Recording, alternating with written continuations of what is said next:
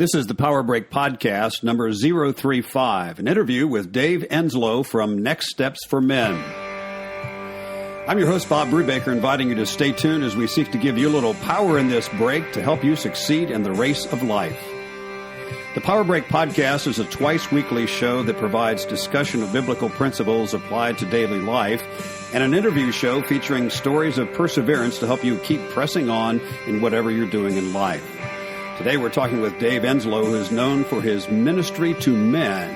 What's that mean? Well, let's find out. Welcome, Dave, to the Power Break Podcast. Good to be here. Thanks, Bob. Well, tell us a little bit about what you do. Your ministry to men involves several aspects, and I've always been impressed about how you have dedicated yourself to men's ministry now for, 11 years, you 11 said? years, right. 11 years. Now, that takes some perseverance. So first of all, let's back up and just say, what does that mean, ministry to men? Well, actually, it means a little bit more than ministry to men. It means ministry through men. Okay. And frankly, our ministry is to come alongside the local church where we believe the real ministry needs to be done. So our goal is to come alongside pastors and men's leaders and help them to develop a strategy to disciple all the men in their church. Okay. Now, that's an interesting term, disciple. I know what you mean by that, but the folks at home need to know, what does it mean to disciple men? Yeah, well, it's interesting because we oftentimes dispute mentoring and discipling and disciple making versus discipleship, and so off we go, and we never actually get to actually doing it. Basically, it's what Jesus did. He hung out with some men for 3 years. That's pretty much what it is, hanging out with men. Okay. Hanging out and, of course, having some goal in mind while you're doing that. Yeah. I think what's interesting about Jesus is when he said, let's go fishing, he had a goal in mind. The Sons of Thunder Fishing Company have been out all night. These are tired pros that when he comes to them and says, let's go fishing, you can just hear the anguish. Yeah. We've been out all night. You got to be crazy. Yeah. And so when they finally go out, he tells them something really interesting. There's a lesson in what he tells them. He says, we're going to go out deep to a place we've never been before, in other words. We're going to go out deep, and we're going to cast the nets on the other side. So we're going to do something different. So we can go deep and do something different. And that's really the key to what our coaching and assisting the church boils down to. Is we're going to go out, do something different, and we're going to go deep, and we're going to do it different. Okay. Well, tell us a little bit about how do you reach out to men? Do you actually connect with you connect with local churches? Sure. Personally, I have to tell you that I wouldn't be much of a disciple-making ministry if I wasn't personally discipling men. So that's really key. Oh, okay. I think men have to be connected to, Timothy, Paul, that kind of thing. Intergenerationally, it's really helpful to have that. So there's usually 2 or 3 guys in my life. There's actually 2 right now that I'm personally discipling, and I'm being discipled along the way as well. That's kind of how this works.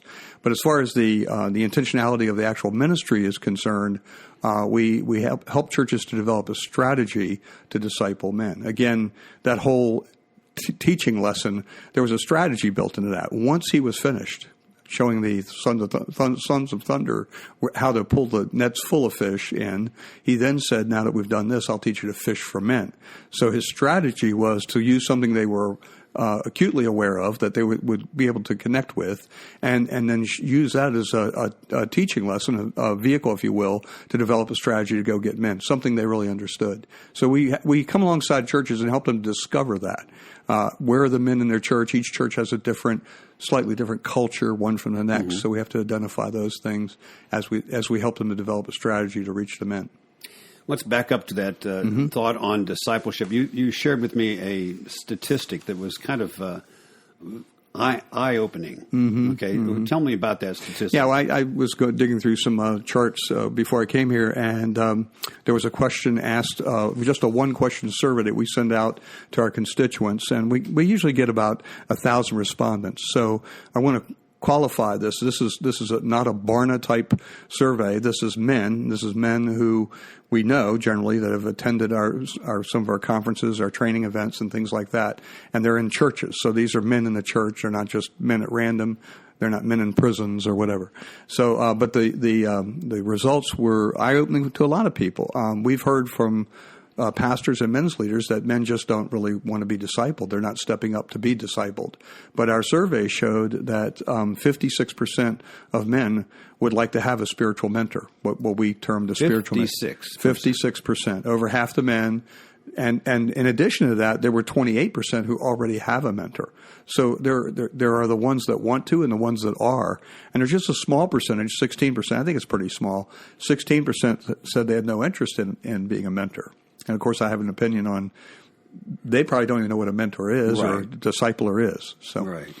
Isn't that interesting? Mm-hmm. You know, the number of men who would like to be discipled but aren't. Mm-hmm.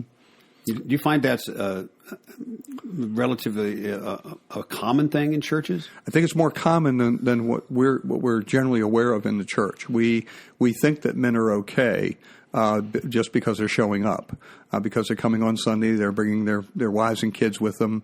Maybe they hang out with a few events or whatever. We think they're okay, but deep down they're missing parts in men. And I've learned that myself over time. You asked me before we started, how long I've been in ministry, and I balked for a minute because I've been in men's ministry ever since I became a disciple. So it's always true. It's always been with men, and it wasn't always with men, but when it became me with some men, it was a game changer for me. Okay, so let's back up at that how that started in your life. You were discipled yourself, and so then you sought to disciple another person. Is that what how the ball started to roll? No, I didn't seek to disciple anybody. Who does that? well, maybe we could say you were challenged. I was really honestly, I didn't realize. Well, there's an expression that's pretty popular now. We don't know what we don't know, and I didn't know what I didn't know, and I had many failures in my life up to that point. I'd been a believer for a long time, but I'm a guy that came into the body through what they call the Jesus movement. So in those years on college campuses and everything, we were directing people to share their faith. That's pretty much all we were doing. Okay. And I shouldn't say that's all, but because that was important. But there was really no disciple making being done. Right. So it was late in life, really. I was in my early 30s when a man asked me if I wanted to join him with some other guys to crack a Bible and have a bowl of cereal together, and that was the beginning of my discipleship journey. Wow. So, and that was after a number of shipwrecks along the way. What I learned with those guys, and we spent years going through one piece of the Bible. It was actually the letter to the Ephesians. We spent like 2 years going through that with nothing other than just the Bible and conversation. And there were many, many stories at that table. So what I think what happened was that it was an overflow that developed from that. Okay. That's where the desire to reach out to anybody wasn't a compulsion. It was the next time I met a guy, it was just natural to have spiritual conversations with them. And I think that's how discipleship actually occurs, is you take these rugged, rough and tumble fishermen, you teach them how to fish for men, and next thing you know, they're talking more about fishing for men than they are about fishing for fish. Oh, there you go. There you go. Mm-hmm. Well, I appreciate what you do because there are many aspects to your ministry of Next Steps for Men. You also host some conferences, and tell us a little bit about that. Yeah, we, as you know, we host we're part of a network. It's not an organization; it's a network of like-minded ministries whose focus is on men and the church, the local church. And the network is called the Iron Sharpens Iron Network. The conference developed as I'll call it a Promise Keepers derivative. It kind of grew out of the Promise Keepers movement, and some men in New England decided that a conference was necessary, but there was something that wasn't happening at some of these conferences. The momentum that was being developed with great speakers, and we have national speakers from different backgrounds. But what wasn't happening was there wasn't any engagement with the men. They were just sitting idly listening to speakers. So what's different, what's distinctive about the Iron Sharpens Iron Conference is we have equipping seminars throughout the day. So it's a time to stop from just sitting passive, listening to a speaker, and engage in the room with a specific seminar. And those seminars cover various parts of our lives: finances, marriage, sex, raising children, all kinds of different things. Men's issues. Well, yeah. And many things. And this is not like an indictment on the church. It's just that what we want to do is give the church a resource. These men hopefully will go back to their churches invigorated enough to say we need to be doing this in our church. We need to have fathering classes. I mean, it's, the only place that we should be teaching leadership is in the church. We're teaching leadership in business. Why is the church teaching leadership? So that's what we hope to see happen in the churches. And we do see it happening. Well, that's encouraging. Now, let's back up to your life, because you've been in full-time ministry for 11 years, you says. Okay. I'm sure that there are some struggles during this time you had to persevere through those. You bet. Tell us about that. Yeah, I always talk. People talk about the perseverance of the saints, and I always talk about the perseverance of God. I mean, in any given week, there's probably a week that I would just want to give up. It's definitely an uphill ministry. I guess I'd call him a mentor. I didn't know him well, but one of my mentors would have said when he started out that men's ministry isn't rocket science. And then 25 years later, he said, it is rocket science. Men are very complex. They're hard to reach. It takes a lot to get a man going. So that's just what we've entered into, is into that hard ministry business of reaching a man. Wow. Men, Bob, there's a really interesting idea. It starts in Genesis. Men are like our father Adam. And when we come to Christ, when we come to our brother Jesus, we're redeemed from our father Adam. But we have a lot more Adam in us, and we don't even realize that sometimes. And I believe personally that God is redeeming that Adam out of us and bringing us into the Christ-likeness that he talks about in Romans 8:29, that he's conforming us to the very image of his Son. Yeah, sanctification. Yeah. But we're talking, and that happens through discipleship, and that's a very important part of that. So you've been doing this for 11 years, and you've had some ups and downs, some struggles along the way. Sure. What keeps you going and persevering when you feel coffee, like lots of coffee. Not really, folks. Yeah, right. We don't, although he is known for hanging out at Starbucks. I know the side door at McDonald's. I can go in and out of that pretty quickly. I know right where to park. What keeps me going is first of all prayer. Prayer is really key, essential to this. I know that there are times when my prayers have gone from praise to pleading and back again. And of course, my wife, who supports the ministry, is working alongside me in this, and a group of guys that are actually what we call volunteer staff that work. Their main focus is the conference. That's the most visible thing that we do. But actually just the connection with them. We have at least a monthly conference call with one another, and we touch base on things that are going on with the churches. And then just engaging with the churches week to week, day in, day out, really kind of keeps me going. When things look like they're really bleak, it's a strange thing. That's actually fuel for my fire. When I see that things are really bad, I'm encouraged because I know that the evil one really doesn't like what we're doing. He really wants to move men off to the sidelines and have men abrogate their responsibilities to other people and so on. So I'm in a strange way kind of encouraged by that, because I know we're doing something good when the evil one is pushing back so hard. That's a good way to look at things, and very important. So would you say that you have I know that knowing you for a while now, you have a real love for men's ministry, a real passion for it. Yeah, it's interesting, the word passion. I remember being interviewed at a church for a new members class, and the pastor was going around the room, and he was asking people what their passion was. And I guess I didn't really think through the question or the answer too well. When I answered, I blurted out, my passion is for men. And I guess that's not, in our culture, it's probably not the right thing to say. That's not what I meant. But I am passionate about men. I recognize that if you get the men, you get the church. That was instilled in me by a pastor of mine years ago. It was really interesting because he would actually, from the pulpit, he would actually do little presentations that would open with something like, now men, oh, by the way, women, you can listen also. He would speak to the men, and I knew he was speaking to me, and that was the beginning of my calling out of my complacency and so forth. So there's encouragement. I believe a lot of guys don't realize that the encouragement that is found there's encouragement found in one another, that God has designed us for brotherhood. Bonds of brotherhood that are like David and Jonathan. Jonathan loved David. He had his back. He cared for him. He would do anything for him. And I think when men discover that's where you'll get your encouragement oftentimes. It's from other men. Right. It's probably like my group that I ride bikes with all the time. And just there's that bond. Yeah.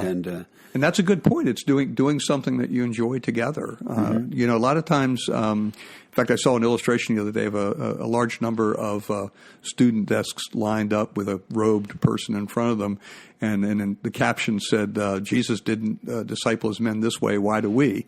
You know, so we do tend to think that somehow we're going to get men in a classroom, and that's where discipleship happens. I'm not saying it doesn't happen there, but oftentimes, like you said, on a bike ride or on a fishing trip or out hunting or whatever you enjoy, maybe it's painting or playing piano, whatever it happens to be, doing music. I hear guys that are musicians. You know, you have to work together when you're playing music together. Right. You just have to, quote, sing off the same sheet. So there's a lot of give and take in that I think is helpful to develop friendships and bonds and trust, which I think is also a masculine trait, is trust. Wow. Yeah. So let's just put a number on this. This is interesting. How many people do you think you've affected in discipleship over years? Oh, gosh. You know, I was asked this a long time ago, and I was told I should be putting it on paper and I should be showing my donors these numbers. But if you live by those numbers, you'll die by those. I don't want to put too much stock in that. But let me just give you an example. At our Iron Sharpens Iron conference that we'll have, like we had one last year in Sarasota. It was actually one of our best conferences. We had 60 churches that were represented at that conference, 60. So how many men are in a church would be the next question. The average church in America might be 70. So if you did 60 times 70, that would be the next level of influence that you'd have.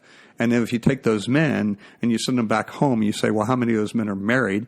Well, if it's 60% of the men, then now you've influenced their wives. And then how many children do they have? And you can just see it goes into children, grandchildren, generations upon generations. The number is innumerable how much influence we have. And that's how much influence a man has. He needs to understand that. He needs to understand he's of great value to God. And that's why he's a target. That's why the evil one, the culture, everything around him wants to pull him away. Pulls him away. Yeah, pulls him away. That's a great point, Dave. That is a very good point. We're talking to Dave Enslow from Next Steps for Men. And Dave, let's just break here to say, if people would like to contact you or find out more about your ministry, how do they do that? Sure. Our website is nextstepsformen.com. And on that page, you'll find a little bit about the conference, but you'll also find out about our training and seminars that we do for the local church.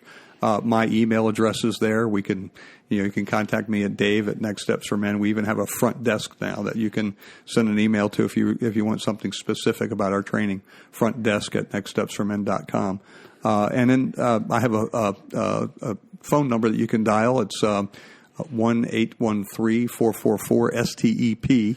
I don't know what those numbers are. I think they're 7837, but it's 1-813-444-STEP. And I meet guys for coffee and we do coaching. That's what we call that on the road, and training within the church. Just came off of a great training in a town just north of us here with 22 men that are newly challenged to develop their ministry for the next 18 months. Wow. Actually put it on paper. Wow. Put an 18-month plan on paper. That is great, Dave. It's really good. Okay. Well, as we mentioned, we were talking to Dave Enslow from Next Steps for Men. Dave, let's just talk about how your activities on a weekly or daily basis. How do you get primed up? And because you are a man with great energy. I told you, coffee, lots of coffee. Yeah, it just looks like energy. About 3:00, I'm ready to collapse. Actually, I think that I think as men, and I do this personally, we have to find kind of our niche. I'm not an early person. I got to tell you, I have this theory, this theological theory, that when God created the earth and he said, let there be light, it was several days later that he created man. So man was not up in the dark. Man was up in the light. So that's my theory. You're making me feel bad sticking here. to it. No. But I find that I work better into the evening, and I think a lot of guys are working against that. They don't find their little niche where their greatest energy might be. So that's what I've kind of tapped into. So I don't have any problem working into the night. It's actually, like I said, it's a struggle to get up in the morning. But I reckon I shouldn't call you when I get up at 4 o'clock. No. You won't get a call back. You can call, but you won't get a call back. That's all. People text me, and I get like groups of text all at once at some weird hour. But no, I think tapping into that and understanding that the power that Jesus said that He would give us is a real thing. The power of the Holy Spirit is a real thing. And again, another mentor once instructed us to breathe deeply of the Holy Spirit and recognize that oftentimes, like leaky vessels that we are, we need a refreshment of the Holy Spirit. So it's okay to wake up in the morning and greet the Holy Spirit, and ask for a fresh filling of His Spirit. The power that Jesus has given us by His Spirit is really what keeps us going. I think too many men have bought into kind of a Western type bootstrap theology where they feel like they can do it on their own power. So I have to just tell you, finding that niche, finding where I do best, and trusting the Lord for all things. And I don't want to over spiritualize it. Obviously, we do need to eat and drink and exercise and take time off and so on. But that's really that's where that comes from. And again, I'm encouraged by the fact that along the lines of a ministry that is come alongside a church, when a church expresses that the men are doing well, I actually feel a little pat on the back from our Lord. I feel like it's a good thing that we're doing. So, and it doesn't happen all the time. Like I said, it is a struggle, but that's that. Well, that's what Romans chapter 8 describes, that His Spirit agrees with our spirit to tell us that we are children of God. So good stuff.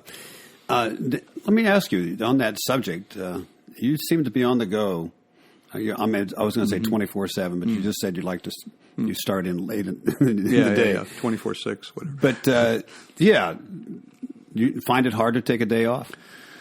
Actually, I just said that with a sigh, didn't I? A friend of mine would call that anxiety.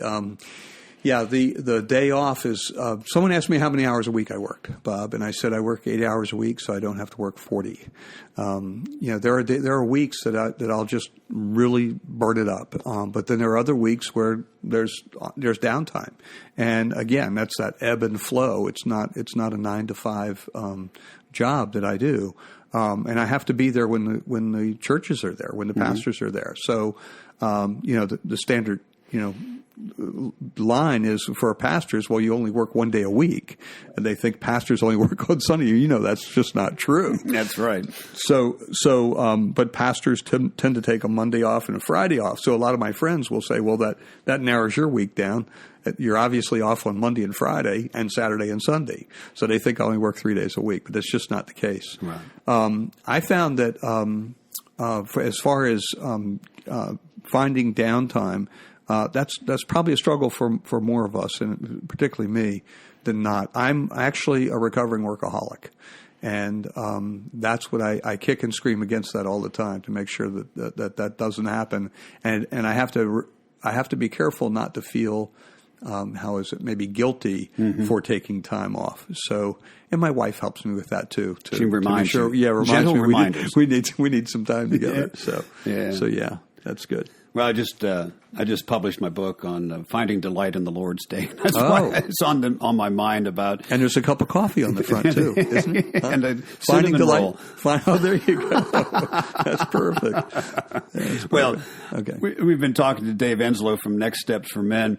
Dave, I appreciate what you do and what you stand for about discipling men, helping them take it to the next level, and finding connection with other men.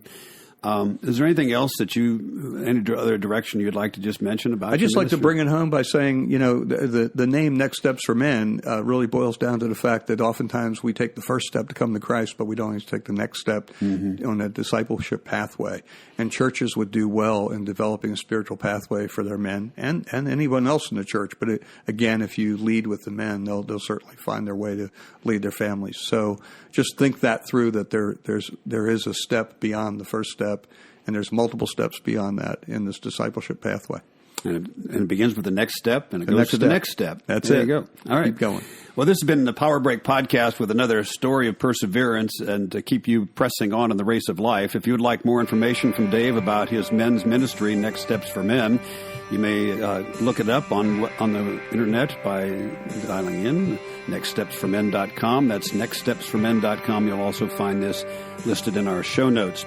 The Power Break Podcast is a twice-weekly program that provides a discussion with JT and myself on biblical principles to help you succeed in the race of life, and an interview show with stories of perseverance. So please subscribe wherever you have downloaded the podcast, and please leave us a rating and a review. We thank Dave Enslow for joining us today, and check out today's show notes, the books, the Power Break blog, and more at my website, bobbrubaker.com, and listen next time for the Power Break Podcast.